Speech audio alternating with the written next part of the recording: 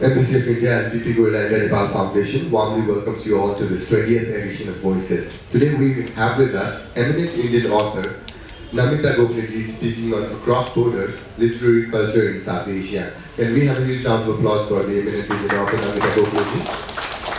Thank you so much. Namita Gokhale has written 6 novels, a collection of short stories, and several works of non-fiction, all in English.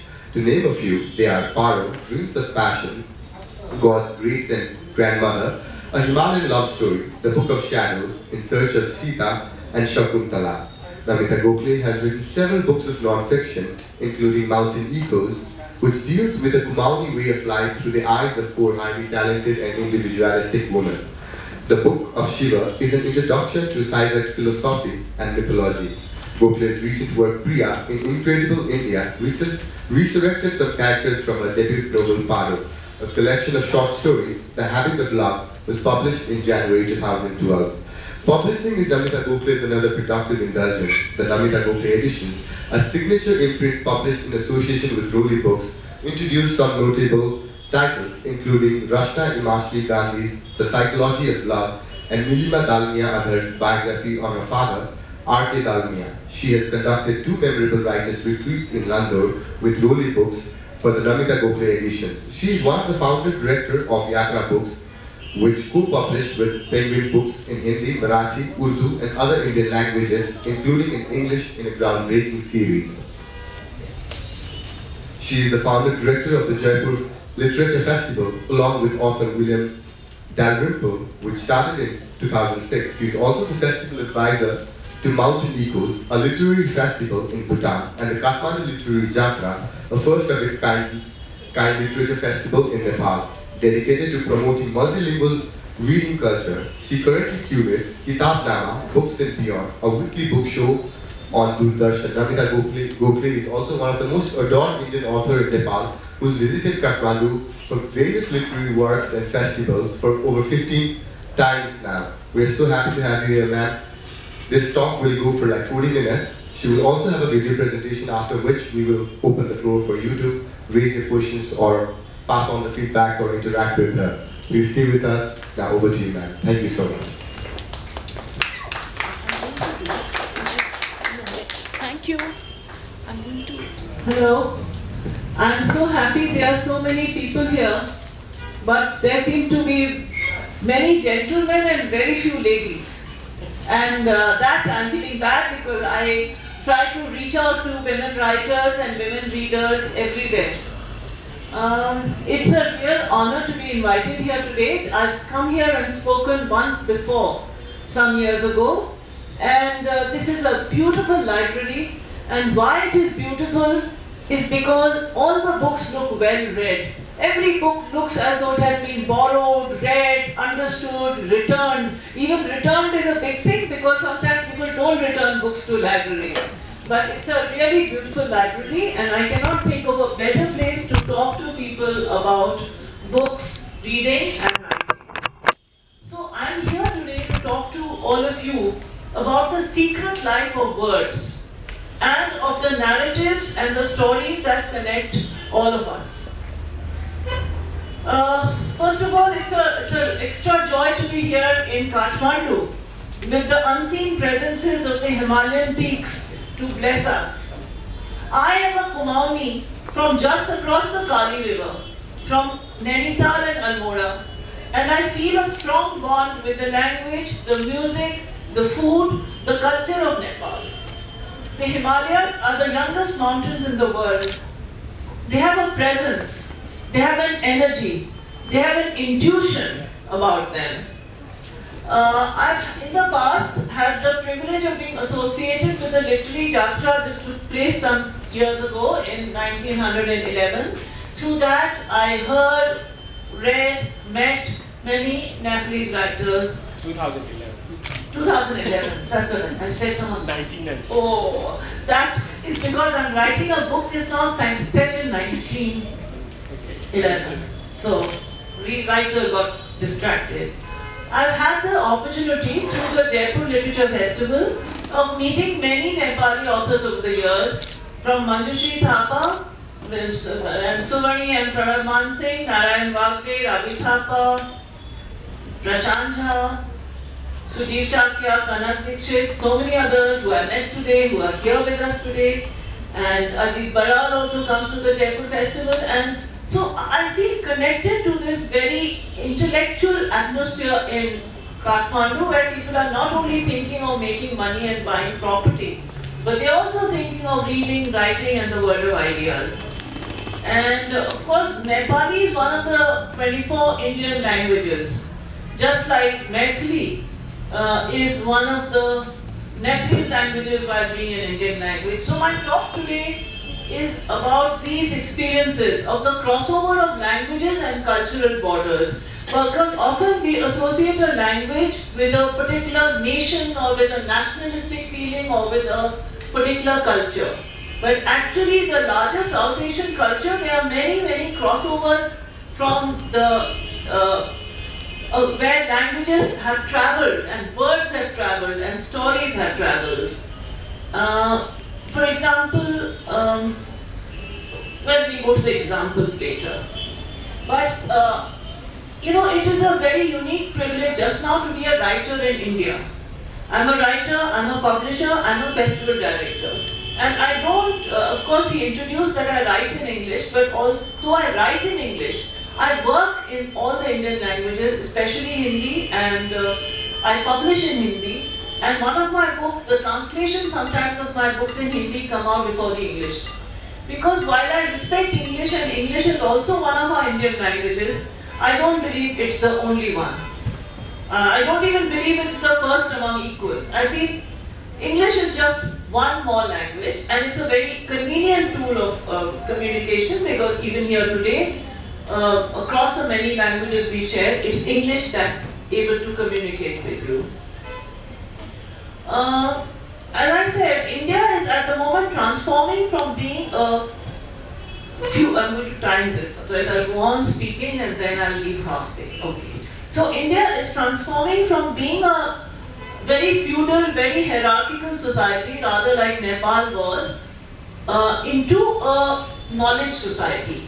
And that's also because of technology, because in the new technology there are no Brahmins to control the knowledge. Of course there are new Brahmins, technology is the new Brahmin thing, but knowledge is now accessible to one and all. In that atmosphere, it's very important that different branches of knowledge, different languages, different literatures, different voices all get a good space. Now the word India itself goes back to the word Indies, which was in the plural, because everything about India is in the plural. And it's a country where literary traditions collide, but they coexist. And there's some connectivity. Now, so this diversity is very much on view in the Jaipur Literature Festival, which we began about 8 years ago, and to our surprise, it has become now the largest literature festival in the whole world, the largest free and unticketed festival. And more than 250,000 people come there in 5 days. Don't ask me how, because we don't know, but they come, they listen, they respond, and it's a great honor for India that this multilingual, democratic, unticketed, popular festival has increased the visibility of so far unaccessible writing. And also with this festival, another 70 festivals approximately have come out across South Asia. Now I'm going to request him to show a little film about the Jaipur Festival, which we made 2 years ago. It's a little bit out of date, but it gives you a sense of what this festival is about. But it's not the latest film. Please be good, Chandra.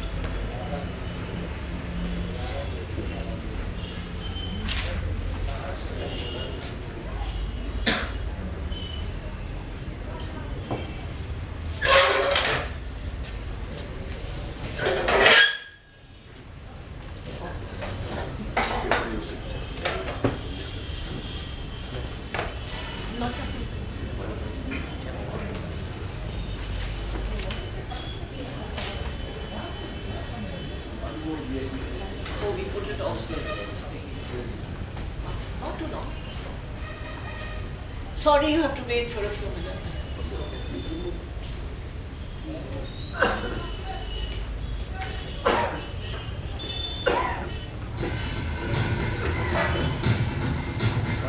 are you ready?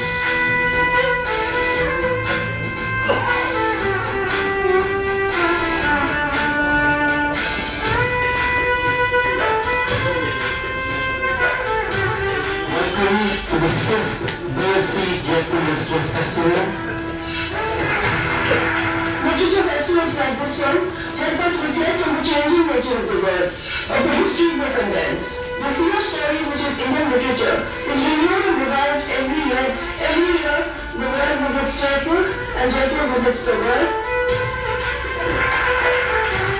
We have some of the greatest playwrights in the English language, Hans Stockard and David Hare. Some of the greatest practitioners of the short story, Jamaica Kincaid and Annie Proulx. Some of the greatest poets, travel writers, military historians. We have a session on the history of the diversity of the festival program, I think, increases each year.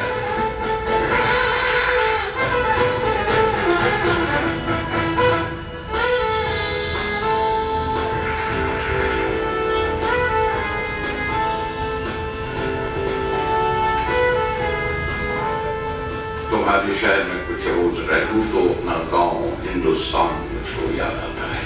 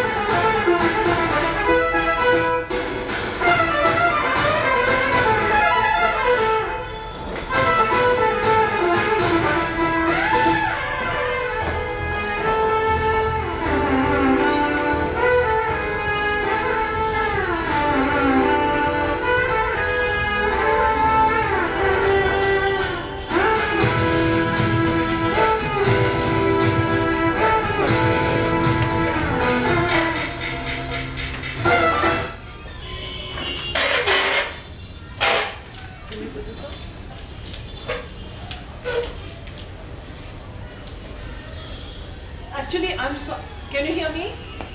So I'm sorry because this was the wrong film. This was the film I had wanted to bring you. Was a film which had little speeches by the different people who had spoken, and I was going to talk about this. It had Javed Akhtar, it had Mahashweta Devi, and I must have got the films mixed up when I packed them.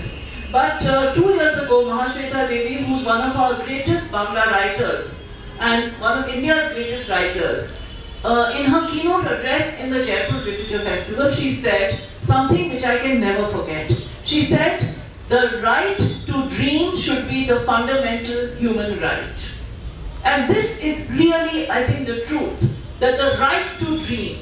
And that is what books and reading gives us. Otherwise, there is no point in life without understanding life. And what people say about writers is that the writing life is the examined life. So here I want to go through very quickly the different cross-border literatures which we must understand if we have to understand the whole meaning of South Asian culture. So I'll begin, since we are speaking in English, I'll begin with the English literature. It is Salman Rushdie, actually, who in a way defined the modernism of modern Indian English writing. When he wrote Midnight's Children, it was a watershed which impacted how the world viewed South Asian writing. Not only did he get the Booker Prize, but he also then got the Booker of Bookers for Midnight's Children. And of course, it's a complete paradox, not unexpected, that he is not an Indian at all. He's a British-born, partly Pakistani, from Mumbai and Karachi, and that's how the world is. Identities keep moving around, you know, we are all many people.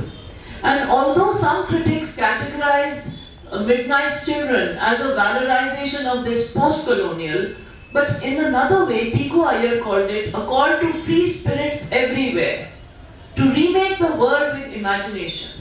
And really, this thing of dreaming, of imagination, Piku Iyer said, he opened up a new universe by changing the way we tell stories and see the world around us.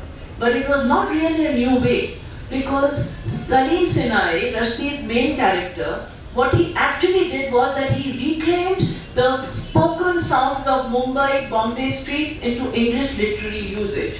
Just, you know, there should not be a difference between what you hear on the street and what you hear in the books that you are reading. And this is what he could. Otherwise, everybody, all the Indian writers were trying to pretend they were also Angrezes and they could speak the Queen's English. But he brought the sounds of Bombay into his literature. And of course, it was also the fact that the Arabian Nights and the Katha Sarit Sagar and so many traditions of storytelling came through, because the tradition of storytelling is there in every culture. You know, just like Rushdie's writing also had the subtext of Urdu in it. In the same way, the other major writers like Jhumpa Lahiri, or like Amit Chaudhary, or like Neel Mukherjee, who was on the Booker list this year, who write in English, or Amitabh Ghosh. They write in English, but they have Bangla, almost as though they are writing in Bangla, but in English. Because languages in our imagination mix up. And today, I'm not going to talk about Indian writing in English. I'm going to talk about the languages that are across South Asia in different cultures. So I'm going to begin with Urdu. Now, Urdu is a language which is considered today an Islamic language. But actually, it is a modern and secular language that was founded some years ago, and because of the partition of India, it became the language of the Muslims. But actually, it was earlier a language called Hindustani, which combined Urdu and Hindi. And we had some great writers, Indian writers, like the greatest Indian writer, Munshi Premchand, or people like Rajendra Singh Bedi, Krishna Chandra, Kurutillan Haidar, Ismat Chugtai, Manto. All these people wrote in Hindustani, which had both these languages. And a very surprising fact, which I'm sure none of you are aware of, is, you know, they say a language is a dialect with an army and a navy. And the economics of every situation makes a difference. Now, Hindi, Spanish, Mandarin Chinese, and English are the four dominant languages in the next 10, 15, 20 years. We don't know which will grow. Spanish is very much spoken around the world. English is equally much spoken. But maybe the most spoken language in the world is Hindustani.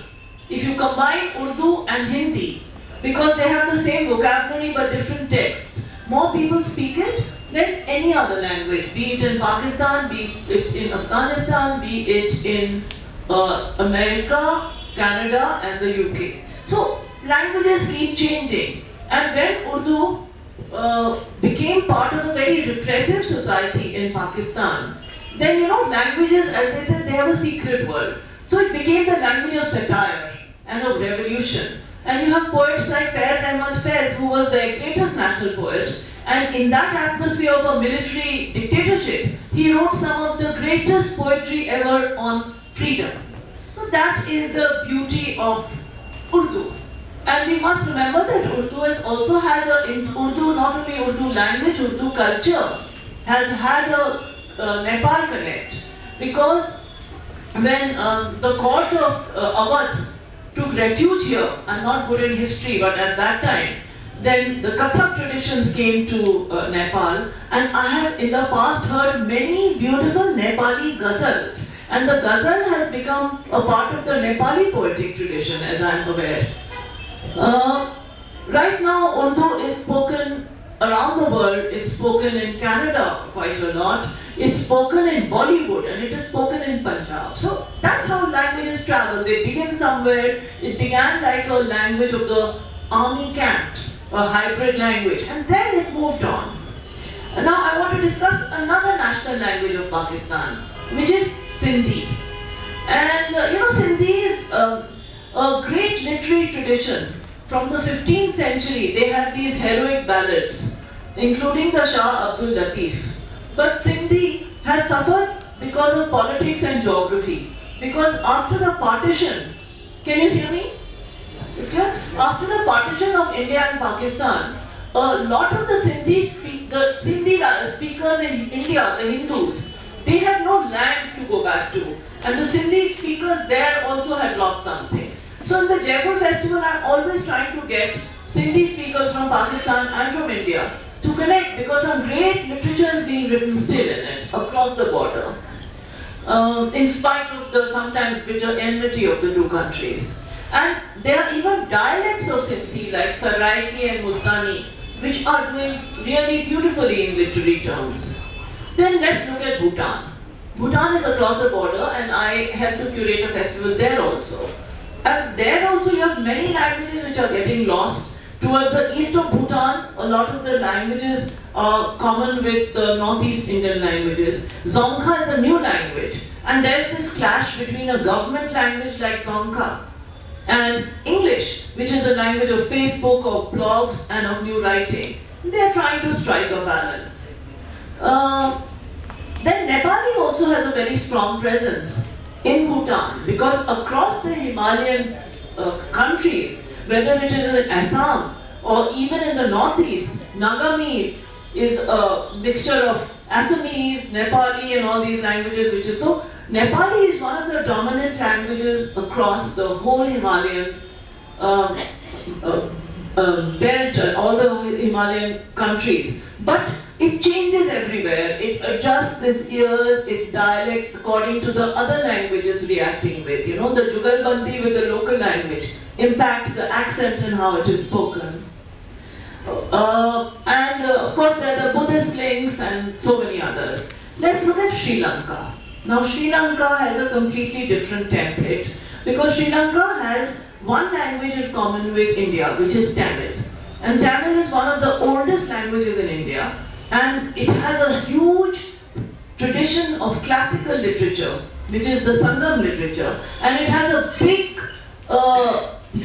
absolutely angry, one is this classical language of Sangam literature. Below that there's another language of revolution, of young people, of Dalit writers, of people who are questioning, transgressing, who are using dialects. So there are two Tamil literatures, and then there's a third Tamil literature, which is the Elam literature of the Tamil diaspora, because after the Sri Lankan Civil War, a lot of the Tamil writers and poets are still remembering and mourning their, what could be called a genocide, or what could be called a very bitter civil war.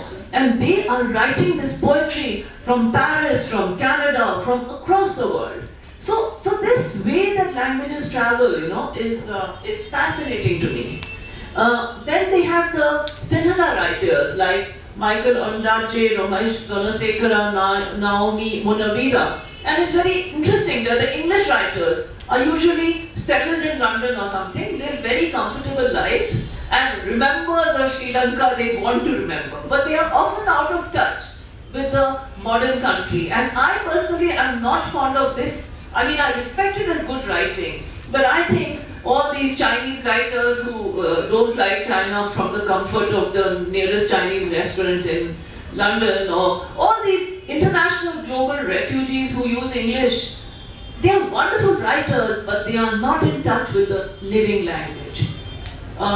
This is not a criticism, but it's an observation. So you have great writers like Michael Ondaatje, Ramesh, but you have great writing happening in Sri Lanka also. Shehan Karuna Tilaki wrote a book called Chinaman, and this is a book about cricket. And cricket, of course, is the default language of the whole of South Asia. And I'm told it's catching on in Nepal also now, over football. But all these Pali has a big Sanskrit tradition. So Pali, Sinhala, Tamil literature, they've got their own conflicts. They don't speak to each other much. And you keep finding writers who have one parent is Tamil, one parent is Sinhala, and they are carrying the pain because they haven't reconciled in their literatures or in their internal cultural things. Now let's come to Bangladesh, the other side. And this is an absolutely fascinating story because India and Bangladesh and their diaspora around the world, they are both in love with the Bangla language because it is both sweet and radical. And we have to remember that Bangla is the sixth most spoken language in the world, and there are more Bangla speakers in the world than there are French speakers. But because we are so Anglophone, we think French is a great language. French is a great language. But Bangla literature has a place on the map. And the imprint of Bangla literature actually came from Tagore and Satyajit Ray. And you know, all these religious divides, Islam, Hinduism, nothing can divide the Bangla imagination because Tagore is there over them, Srinil Gangopadhyay is there, and there are great writers in Bangla like Syed Shamsul Haq, Shamsul Rahman, Humayun Ahmad. I've met many of these, and then you have many English writers in Bangla. So it's fascinating to see again how the Bangla thing is. I'm just, you know, this year I've spoken in a literature festival in Lahore, and I've been invited to 4 literature festivals in Lahore. And of course, I forgot to mention the most vibrant common language between India and Pakistan, more than Urdu, more than Sindhi, is Punjabi. And Punjabi is one of the most beautiful, the language of Bulle Shah, the language, very mystic language. And this time in Lahore, there was so much celebration of Punjabi across the border. Then, you know, a new literary community, because of these literature festivals, is happening across Asia. Because I'm going just now to the Dhaka festival after this. So across India, across Pakistan, across Bangladesh, across Sri Lanka, it has very little to do with politics. It has, or even the politics of culture, because culture has its own politics. It has to do with pure literary and linguistic communication. Now let's discuss India. India has 22 official national languages, 122 regional languages, 4 classical languages, and I always forget which are the 4, but there's Sanskrit, there's Kannada, there's Tamil, and there's one more. Telugu. And it has 1726 mother tongues, thousands of dialects. It's an amazing country. They say every 25 kilometers, the pani badalta hai, bhasha badalti hai. And although the colonization, the imposition of English, it for a while suppressed the Indian languages, but they also gained from it. And now there's a new flowering, I feel. And you know, there are these distinct traditions, Hindi, Bangla, Tamil, Malayalam. Malayalam, I forgot to tell you, is another international language because it is the second language in most of Saudi Arabia and the Middle East. Malayalam is spoken, read very widely. Now you have a Malayalam diaspora novels, like Benjamin has written Goat Days in Malayalam, but it's an international book across borders. So, and Malayalam is also spoken along with Tamil in Singapore. So the reach of languages is so unexpected. And then you have the Northeast languages, where English is the first tongue. But even though these people speak in English, it's because there was such a huge variety of languages across Nagaland, I think 18 dialects if I'm not mistaken. And then you have Khasi, you have Mizo, all these languages. And often the script, they didn't have a script, they were oral languages. And the missionaries who came from the UK, especially the Welsh missionaries, they often gave them a script, sometimes a Roman script. Let's move to mythology. And the late Yuvadanand Murthy once said that there are 2 languages which are understood all over India. These languages are the Ramayana and the Mahabharata. Because if you refer to any character from the Ramayana and Mahabharata, they can be understood. If you call somebody a Ravana, if you call somebody a Kekari, or if you call somebody, people understand, or Sita. So you don't need the languages. And actually, this was the first huge translation enterprise in India, which happened spontaneously, because we have the classical tradition and the folk tradition. And there are classical Ramayanas, classic Mahabharats translated, but there are also folk Mahabharats, folk Ramayanas, which are used in Pandavani or in oral traditions or in the whole Ramayana traditions around the Shera. So the Ramayana and the Mahabharata has provided some of the material. Not only has it provided it in the past, but what is really interesting, and I don't know whether this is happening in Nepal just now, but in India, writing about mythology has become really popular. And our best-selling books are either about cricket or about mythology. Because recently Sachin Tendulkar's book, which cricket you can say is also a type of mythology, along with Bollywood. But just now Sachin Tendulkar's book has sold, I don't know, more than any other book in 1 week. But mythology, you have writers like Amish Tripathi who write about the Shiva trilogy. I have written a book on Sita, questioning the whole rationale of the Banvas, which was, from that 7 more books on Sita came out. Then people like Narendra Kohli write in Hindi, Anand Neelakantan writes in English. I mean, there are so many books, I won't even list them out. But Indians are returning in English to understand their mythology. And the reason for this is because in other countries, mythology is a dead and a static subject. But in India and in the whole of South Asia, we constantly reinterpret our mythology. And the reason we reinterpret our mythology is because it's a living barometer of how we look at our morals, our ethics, our life, equity. So every story is told for its own times. And it's enacted, and there are little modern touches that come in, you know. Then, to look at the marginalized literatures of India, you know, there are many societies which are called illiterate. And this has always offended me because there is no such thing as an illiterate society. They use other forms of literature. It's much easier to write a book than to remember so much. These are societies that have transmitted their cultures for thousands of years through memory. There's a man called Ghafaruddin Mewati, who is a very dear friend of mine.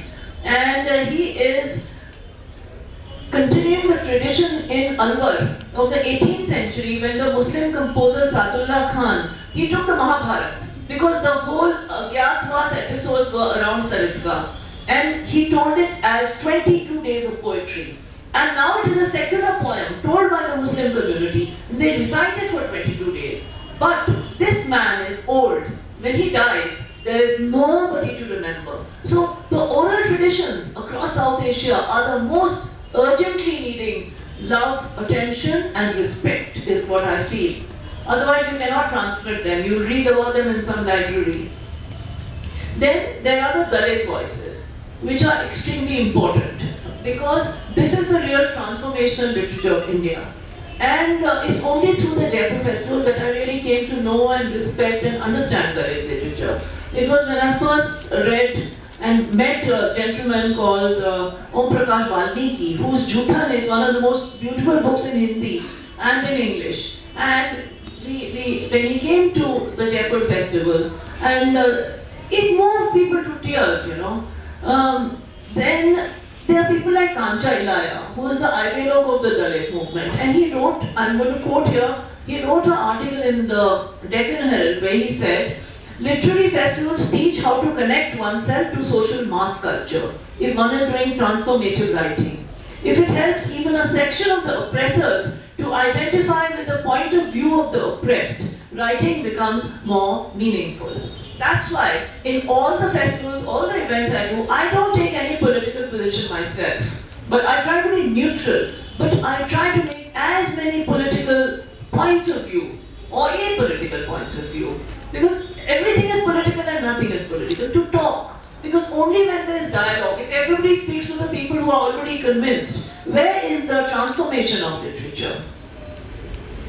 Then there are the women writers. Now, this is a very unfortunate, it does not show up India in a very good light, sadly. But, you know, there's a lot of patriarchal and very male-dominated feelings. I can see now 2 ladies in the audience, so I can say this confidently, that the male writing establishment in Hindi in India, they look at women as though they are some other species. And some years ago, the Vice Chancellor of the Mahatma Gandhi International Hindu University, a gentleman called Vibhuti Narayan Rai, he began a real controversy because he said Indian women writers are chinals or prostitutes. Then he had to resign in the end. He said they write about the physical rather than the spiritual. And I have my own take on this. So then a lot of people defended women writers. But you know, a lot of people think when a woman writer writes about her sexuality or about her body, they misunderstand. It's not about sexuality at all. It's about reclaiming your body, because we live in a culture where a woman writer, if her body and her mind belong to her father, her husband, her sons, where does she enter society? She has to write about her body before her mind is her own again. So, and then there are writers like Revati, The Truth About Me, A Hijra Life, where people write about transgender identities. So, you know, writing an identity and writing and asserting your identity are very important. Now, I'll close now because I think we are closing, we are running short of time, I think, or little more. Okay, so South Asian literature, in its many voices, many languages, many avatars, its cultural connectivity and the Vedas, it's always been a Bahubhashit literature. And the Vedas, which are the earliest remembered expression of our literary culture, record a moving prayer, which I can't quote it to you because somebody read it to me once and he never read it to me again, which urges invoking the gods in many languages. So, South Asia, all of us are bilingual, sometimes trilingual. It comes naturally, unlike many Western societies. They say you have as many lives as you have languages. And the more languages we know, I'm not very good at languages, the more empathy we have. I write in Hindi, but some of my books have been translated. Shakuntala was translated into, I write in English, but the Hindi edition came out first. And I think the Hindi edition captured it more. Now, this was the atmosphere in which we began the Jaipur Literature Festival, where English was still the ruling language. Everybody said, oh, he's from London, he's been published here, this and that, he's been reviewed in the New York Times. These things don't matter to me. What matters is we have to look in our own mirror, we have to make our own judgments. And I think this is happening, that South Asia in the literary space is beginning to look at its own reflection rather than viewing itself in the refracted approval of an imagined Western audience. I think this is the most significant thing that is happening. The other significant thing that is happening is languages is flattening out. In 2 years ago in the Jaipur Festival, one young girl, Aditi Maheshwari of Vani Prakashan, she made a statement I can never forget. And I'm sure it's true of Nepali in some other way. She said, Hindi writers dream in Hindi but aspire in English. And you know, this is what is happening because all the good things in life come with English. But your emotions and emotional identity are to do with Hindi, Nepali, with your mother tongue. And the most dangerous language in the world is a language called Globish. Globish is an international language with a vocabulary of 1500 words. And many young people are forgetting their mother tongues, only know Globish, yes, no, thank you sir. And they are forgetting the words for trees, for clouds, for mountains. With that you lose a scientific vocabulary. So if there's both a tool, Globish is a great tool, but it's a very bad master. And it will be a sad country where Globish, it's happening in Japan, it's happening in France, that this little SMS vocabulary, I, L-U-V, U, all these things. You know, language is changing, technology is changing, but we have to love and nurture our languages if we want to keep the completion of our identity. Also then I want to mention the Bhakti poets very quickly, because from the 12th century till the late 18th century, the Bhakti movement is what united India across languages, across sexes. Women writers were there, Sufi writers were there, Muslim writers were there, Hindu writers were there. And the Guru Granth Sahib, the holy book, was perhaps the first anthology of Bhakti poetry translated into Punjabi. And I'm quoting here, the Bhakti or Sufi poets who illumined the literature of medieval South Asia, from Kabir and Mirabai to Rumi and Shams Tabrizi. These poet saints had searched for social justice and the dignity of the individual, and the high art of Sanskrit classicism had yielded to the voices of common people, of weavers and washermen, thieves and prostitutes, confronting their times and establishing a direct connection with their personal divinity, doing away with the classical, which also has its place in literature. Now, English is also, like Sanskrit, the high language. And these languages, these classical languages have a great function. English is also a link language where we connect translations from across India. It's through English that we know the difference between a Marathi poem and a Kannada poem, and a writer from Tamil can come into. So this function of translation, like democracy, translation must seek equity. There should be no dominant bias between two languages. The cultural cues and subtext. Otherwise, if you think, oh, I'm getting translated into English, if you give away the particularity of your language there, the reader in English also has to, you have to make demands in translation of the reader. They have to carry a cultural journey also. I'm going to now, otherwise there's a distortion in the translation process and there's a distortion in understanding what is world literature. Because I strongly feel that the Anglophone languages, they really think still that they control the world. 2 years ago, the Man Booker International Prize came to Jaipur and they asked me to do a session. The theme was, is there a world literature? So I had a big fight with them. I said, of course there's a world literature. But you don't understand it, you don't recognize it, because you only understand what you see in English. So I respect all languages, but unless we value translations across the border, we are always seeing a little part of the picture. We are only opening one window when we could open doors and slide doors and breathe the real literature of the world. Now I'm going to end by quoting a great Indian writer and poet called A.K. Ramanujan. He wrote, because he was multilingual between Tamil, Kannada and all that, so he wrote, by a curious perversity, I read Tamil in the Kannada area, Kannada in the Tamil area, studied and taught English in India, and India and Indian languages in the US. And in his fictional autobiography, the protagonist, who's an Indian with an American wife, teaching history in an Iowa college, recollects his childhood. He says, in my early days, I spoke Madras Tamil to Amma. I switched to Mysore Tamil with our Iyengar housemates who cooked for us. Outside the house, I spoke Kannada with friends. And upstairs in the office, Abba conversed in English. And then upstairs in the temple, everybody spoke to God in Sanskrit.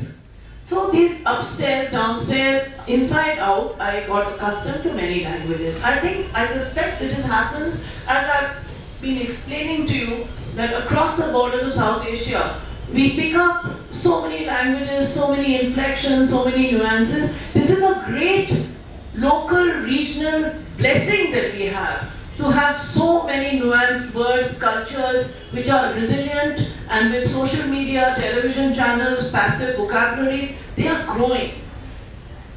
So, while Indians and South Asians live in many languages, they are rarely self-conscious of this plurality. So I want to conclude this slightly rambling talk with a tribute to the curious perversity of our complex literary culture, which is upstairs, downstairs, inside, outside, different languages, and of course the great new language, Hinglish, which is flowering across India, which is, I don't mind Hinglish, I don't like Globish, but English can be a very great language, like Jab We Met, that great movie.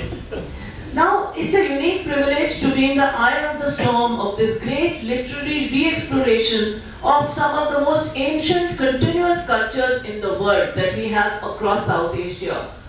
There are, as I said, 70 literature festivals and counting. Something is happening to the literary world in South Asia. The love of books, the love of ideas, the vitality and passion to write in the unique texture and contours of the subcontinent. These things are illuminating today's literary life, regionally and internationally. And it is really an extraordinary time to be writing, to be reading, and I hope we can hand on the joys of reading and writing and thinking to our next generations. And on that note, please a big clap for reading and writing, ideas and dialogue, books and thoughts. Thank you. I guess we could take questions and comments. I can see some great writers in the last row have arrived just now. If you would like to share a few words, Narayan, I see you there. Thank you very much, Namita. Nice to see you here. Yes. I don't have anything. Sorry to miss you most of the part. But do share the same theme if you can. Continue the conversation. I don't have anything to add on what you said.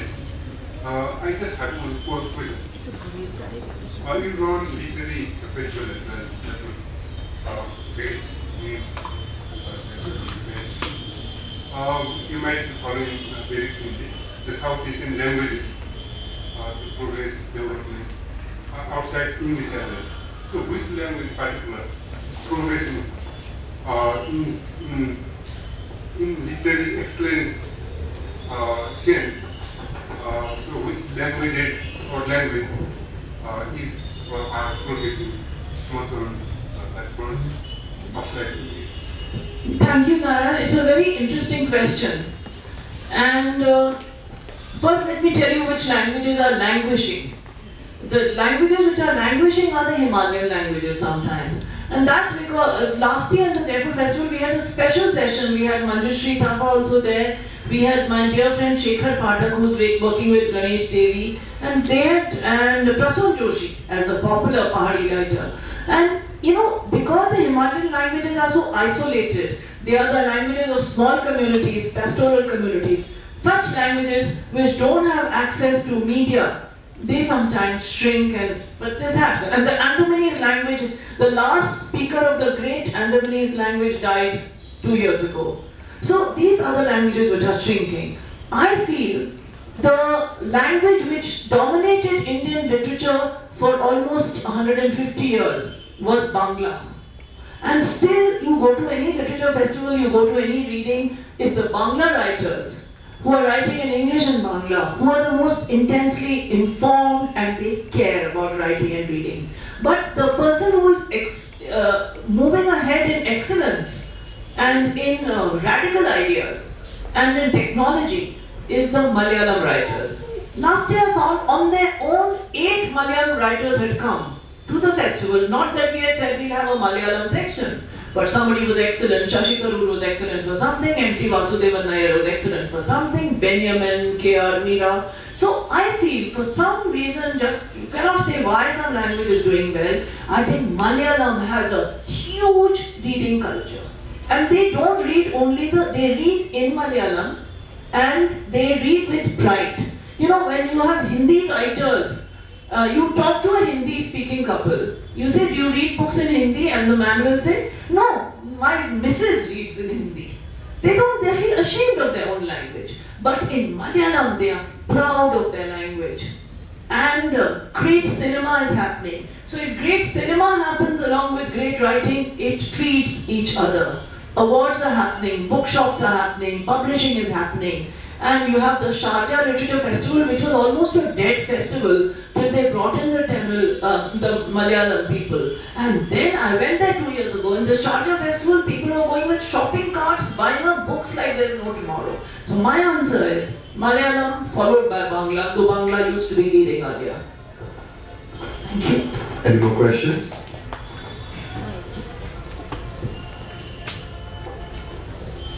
My name is Urmila Palta.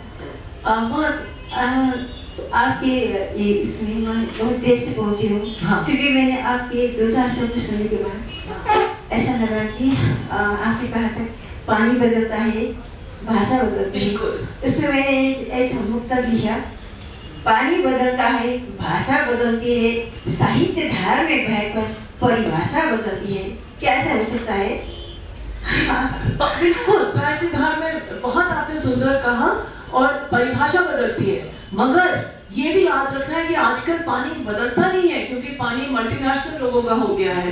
तो ये नहीं होता है कि हम कोई अपने कोई कुएं से पानी निकाल रहे हैं, कोई नदियों का पानी कोई पी नहीं सकता है, वो एकदम गंदा हो गया है। नीचे जल तो है वो मिलता ही नहीं है। किले की एक प्लास्टिक बोतल में जो आपको पानी मिलता है गंदा होता है, अस्वच्छ होता है, झूठा होता है। और जैसे कि साहित्य के साथ भी ऐसा ही हो, पानी के साथ जो हो रहा है, बस मैं ये भगवान से प्रेयर करती हूँ कि साहित्य के साथ ऐसा नहीं हो कि पानी अब नहीं बदलता है। मैंने आपके हिसाब से चिपकट लिखा था, बहुत अच्छा लगा। Thank you. Any more questions?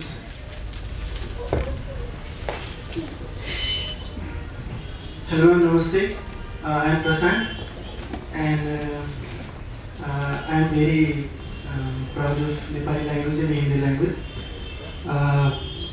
Most of the people, those who are living adjacent to the border, they speak Hindi language and understand also.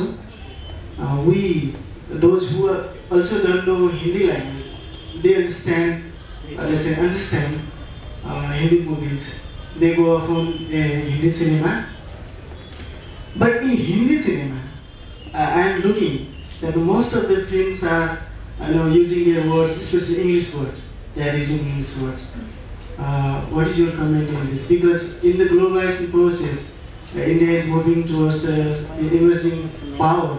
At the same time, language is the power. So somehow we are promoting Hindi, English language also. Do you feel so? So what is your comment? It's a very intelligent question, and there are 3 or 4 points, and I hope I remember all of them.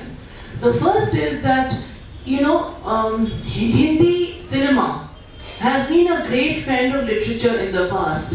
Whether it is Sahib Ludhianvi, whether it is Gulzar Saab, whether it is Javed Akhtar, whether it is Prasun Joshi, Kamal, people who write poetry, their poems become songs. So people, they learn to appreciate poetry and music together. That's why from the P60s, 1960s, the golden age, everybody in India, they remember those songs, they remember them for their poetry also.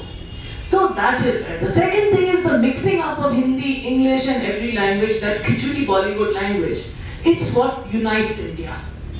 Because otherwise India, half the people don't know Hindi, half the people don't know English, half the people, people don't know each other's languages. But just like the Mahabharata and the Ramayana, they also all know Bollywood. And in Bollywood there's no Muslim, there's no Hindi, there is just... And Ramchandra Guha once wrote a book on India, I can't forget which one, where he called it the most important state of India is the state of Bollywood. Because it has got its own life. But something very, very dangerous is happening in Bollywood, where the link of Bollywood with the real life of people. Because see, Bombay was this dream city where from every part of India, whether it is from Assam, whether it is Hazarika, whoever it is, from every part of country, A.R. Rahman doesn't know any Hindi, but he will sing in Hindi. So this language of Bollywood is the heart and soul of India. Lots of people make fun of Bollywood. I started a film magazine called Super at a time when the word Bollywood was not there. And people said, you studied literature, are you looking at popular cinema? But I believe in India cinema, though I don't watch it anymore. But the very dangerous thing that is happening is that nowadays, script writers write in English. They write in English, then they give it to some khachar to translate it into Hindi. So the thinking is in English. So I remember seeing a film and one girl comes and says, "Ye mere baare mein nahi hai. Nahi, ye tumhare baare mein nahi hai. Now it was your English. This is not about you. This is about me." Now I have no problem. Everything is allowed. But if you are thinking in English and trying to create some content for the popular Hindi world, it doesn't work. It becomes not sincere. So I'm not happy with this trend. But then you have writers like Anurag Kashyap, you have a new wave of writers, Sudhir Mishra, who are more rooted in their cultures. When they make popular films, so because the marketplace and the success of commercial cinema is something to respect. But when it becomes just a machine, where a lot of rich kids whose parents were rich, there's a new, just like everything in India is a dynasty. When there's dynastic rule in the Bollywood also, it's the fresh people come from across India who give it the real idea. So I agree with you that the danger of all these scripts being written in English, translated into Hindi, somewhere the authenticity will go. Thank you for that.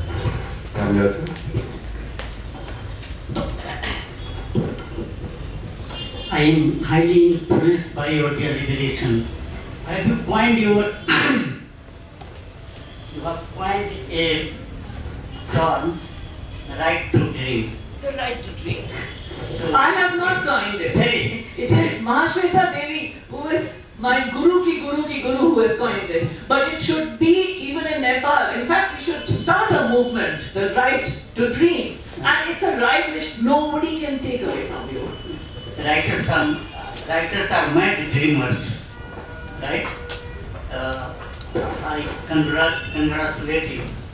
But you have to remember, writers are dreamers, but there are lots of nightmares around us. And when there are nightmares, it's the job of the writer to confront the nightmare and to say, you're nothing but a nightmare. We'll wake up to a new dawn. I'm sorry if that got too poetic, because I don't like poetic talk. But life is not only about beautiful dreams. Life is about things going wrong. And at those times, it's the job of the writer to assert what they believe in. You are also focused on oral tradition. It is very nice idea. We remember. Well, I hope that it's very easy in Nepal or wherever radio can be used and now or video. I would urge even the Indian Embassy or Bharat Library to try and do a documentation along with Nepali people of oral literature. Go to village with a camera and a recorder. Record the oldest lady telling her grandmother stories. Record the people who do rituals. Because we are in a age where so much is changing and young people sometimes don't realize the value. It's as though you were painting your house and you say, oh, this, throw it away. And they don't realize they're throwing away some of the most valuable inheritances which can never come back. China lost everything during the Cultural Revolution. One of the most great and continuous cultural, the Chinese culture has been contiguous with South Asian culture. What a great culture! And that little break of so many years cost them so dear. Now they have to reconstruct. So always record, archive, transmit. More important than our own writing sometimes. Folklore is not the study of fossils. I completely agree. Folklore is the collective, folklore and myth is the collective imagination and the collective dharohar of our culture. So since you and I agree with each other on everything, this is not a question. Any more questions? I see a hand there.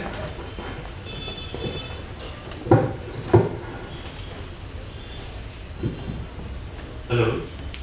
My name is Vijay, and I would like to ask you one question. Like you also mentioned that there are some languages which are spoken across India and Nepal, like Maithili and Bhojpuri, and in some part Awadhi also. So how do you see they are going to play? In what way they are going to play the role in relationship between the Indian tradition between Nepal and India. I found whenever you try to do something officially, it always fails.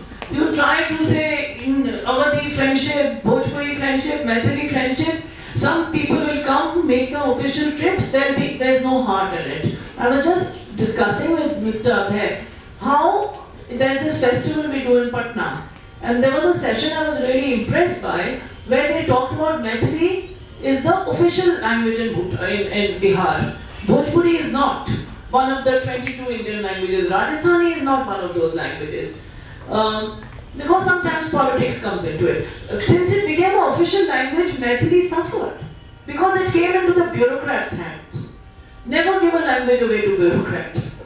Let them have one. But Bhojpuri became so strong because cameras became cheaper. There was a huge... ये 2 बातों का मैं response दे दूं, नहीं तो मैं 3 बातों का रिस्पांस दे नहीं पाऊंगी। सबके साथ एक ही बात बोली कि मैं खत्म कर दूं। उसके बाद आपने से गुलीजन के साथ सुनना तो मेरा सौभाग्य है, तो हम जरूर सुनेंगे हम। उसके बाद तीसरा नंबर बात, जैसा कि आपने कहा, महाश्वेता देवी ने कहा कि everyone has to right to dream. Mahasweta Devi ने जितना ड्रीम के बारे में लिखा है उतना ही उन्होंने जीवन के यथार्थ को भी भोगा हुआ है, क्योंकि आदिवासी के साथ काम करने का उनका लंबा एक्सपीरियंस है। और चौथा नंबर बात, जैसे कि आपने विभूति नारायण जी के बारे में कहा, तो यहाँ सबसे बैठे हुए मेरा लोगों से आग्रह है कि वास्तव में महिलाओं के लेखन को लोग एक हल्के फुल्के अंदाज में लिया करते हैं, या उनके लेखन को दिल से ऊपर उठ के नहीं सोचा करते हैं।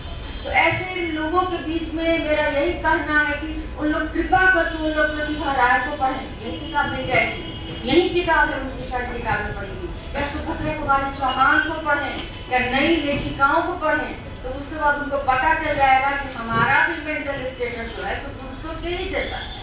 बस इतना ही मेरा कहना है। हाँ, और एक और बात, सबसे बड़ी बात तो ये है कि आप जैसे बड़े राइटरों से हम लोग जानना चाहेंगे कि कोई भी राइटर लिखता क्यों। अब ये तो आपने इंटरव्यू कर दिया,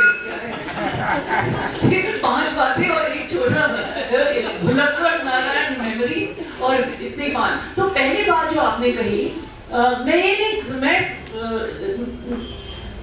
मैं सलमान रुश्दी को इतना बड़ा देखा, अगर आप खड़ी रहें तो आप मुझे याद दिला दीजिएगा मैं क्या बोल रही हूँ, और ये लास्ट क्वेश्चन होगा, फिर लास्ट 5 क्वेश्चन। तो सलमान रुश्दी का मेरा ये नहीं कहना है कि वो इतने बड़े लेखक हैं, इनफैक्ट उसके बाद उनकी और किताबें उस स्तर पर नहीं पहुंची, पर वो जो एक किताब उन्होंने लिखी, उन्होंने भाषा में एक परिवर्तन लाए, और अंग्रेजी भाषा में, अंग्रेजी के ही गढ़ में मुल्कराज आनंद सिंपली लिखते थे, आर.के. नारायण सिंपली लिखते थे, पर उन्होंने अंग्रेजी को बदला नहीं, अपनाया नहीं, इन्होंने वो एक अग्रेशन किया, और असली में इसलिए मैं उनका नाम ले रही थी। और उससे पहले एक बहुत बड़े लेखक होते थे वी.वी. देसानी, उन्होंने, उसको लोग भूल चुके हैं, उन्होंने किताब लिखी थी ऑल अबाउट एच हैटर, और जो किताब जिस भाषा में सलमान रुश्दी ने अंग्रेजी को अपना के उसमें हिंदी के व्याकरण, हिंदी का ग्रामर, हिंदी का नहीं, मुंबईया भाषा का ले आए, केंचो, इस मतलब वो पूरा उन्होंने मेटाफर बदल दिया, इडियम बदल दिया अंग्रेजी का। इसी तरह से वी.वी. देसानी ने किया था, पर वो इतने पॉपुलर कभी नहीं हुए थे। वी.वी. देसानी की किताब मुझे याद है, ऑल अबाउट एच हैटर, और उसमें एक फ्रेज हर समय आता था, ऑल इज ट्यूसडे। अब आप ही बताइए, ऑल इज ट्यूसडे क्या होना चाहिए? सब मंगल है। तो ये जरा ऑडेसिटी, भाषा को अपनाने की, लेने की भाई वो बोले उसकी भाषा है, इसको मैं विश्वास रखती हूँ। दूसरी बात है जो आपने, दूसरी बात क्या थी आपकी? हाँ, तो दलित लेखन में मैं आपके साथ कंप्लीटली इन एग्रीमेंट हूँ कि ये जो सवर्ण, मतलब देखिए मैं खुद एक ब्राह्मण फैमिली में पली, और थ्रूआउट माय चाइल्डहुड एक तरह की ब्राह्मण प्राइड बहुत ज्यादा होती है पहाड़ी ब्राह्मण में। उनके पास पैसे तो होते नहीं है, एक पेड़ होता है, नींबू का पेड़ होता है, और अपने जरा लर्निंग होती है, जरा हमारी नाक है, इस तरह का प्राइड होती है, क्यों नहीं हो।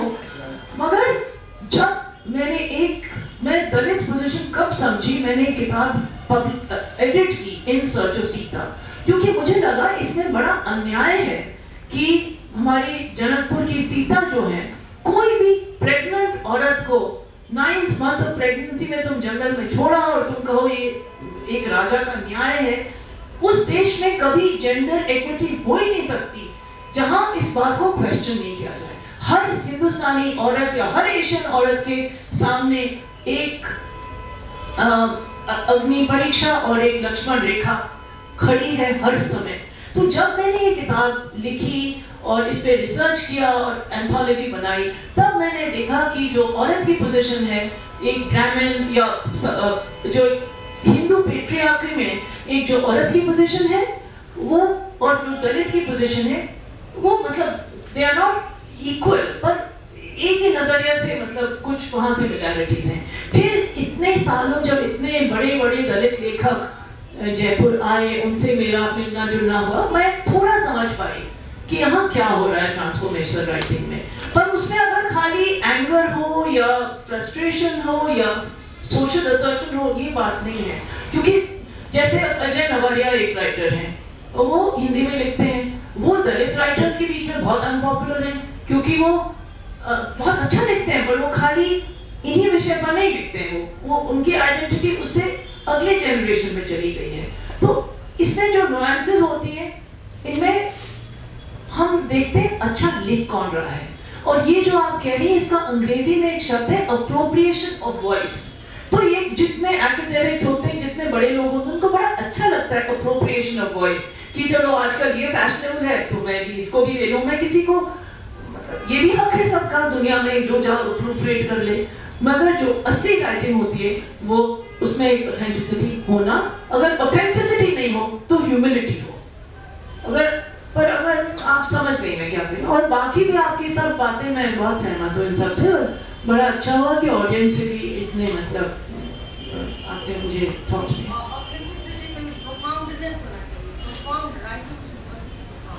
Exactly, authenticity, humility, I agree with you. Profundity होनी चाहिए। ठीक है, thank you. I guess we've come close to the end of today's event.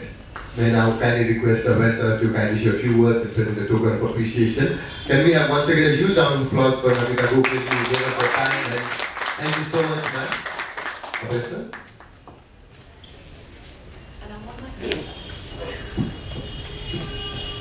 We are very delighted to have Namita here in Kathmandu, especially from the Indian Embassy side. I think this is the first time you've been invited by the Indian Embassy and BP Koirala Foundation. Of course, you have your own South Asian deep literary network, and through that network, you had come earlier. But we are very happy to have you here. What I really liked about your talk was, it was a flow. We did not realize how 50 minutes passed by. Very happy to see Narayan here. I thought you were still in US. And very happy to see there are many writers here, many aspiring writers here. And I think they are all inspired by what you have done in South Asia. I mean, the bold line, the capital line would be, the headline would be, those 70 literary festivals which are happening because Jaipur Literary Festival was started in 2005. And that's the singular great achievement for South Asia, for the whole region. And we must compliment with clapping to one lady who has, of course there's a team, but one person who has made us all very proud, South Asians very proud. I think you discussed of course about translations, but what they did not get to know that you are also working in the field of translations. As far as I know, Namita ji is also working on translating translations from several Indian languages to English and vice versa. And that's, I think, in South Asia, what we really need is very strong and quality translation, and that will transform the literary scene in this region. And she has been also working, I think if you could share about that a little bit. What are you doing in translations in online? Well, actually the government asked me to set up something called Indian Literature Abroad, but it got a few roadblocks. But in the meanwhile, first so that will also open out soon. But in 2006, I could persuade Penguin Books India to publish in Hindi, Urdu and Marathi, which no multinational had ever done before. They had not even published in Spanish or German. Then we are at the moment translating Amish Tripaঠি's books into Hindi and doing it. But wherever, and I've had many seminars on translation, and I would urge that we have a workshop and seminar on translation in Nepal. I think it would be really useful. And I'm very much a part of the translating community, because I think we have so much great writing, and because there's a democratization of publishing, everybody can self-publish and go on the internet, but translation needs hard work. And I urge translation is the real story. I agree. So that community of translators, will transform the literary scene. It will take the South Asian literature even deeper, and Namita ji is playing a great role in that. So thank you so much once again. and all the good luck to you with your writings in Nepali, in Maithili, in Bhojpuri, in Awadhi. Nepal is blessed with all these languages. And in English also. And of course in English also. So good luck. Thank you so much.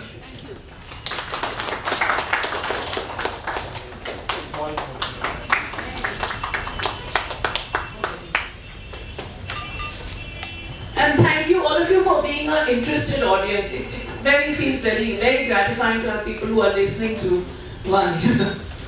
Thank you so much, everyone. As always, program the video. You can watch it tomorrow on our Facebook page, Embassy of India, Kathmandu, _. We have our official Facebook page. We also have a YouTube channel, youtube.com/EOIKTMNP. You will also get to avail this video of today's event in our YouTube channel by tomorrow afternoon. Thank you so much for being with us today. Please join us for refreshments before you leave. Thank you. So send me the link.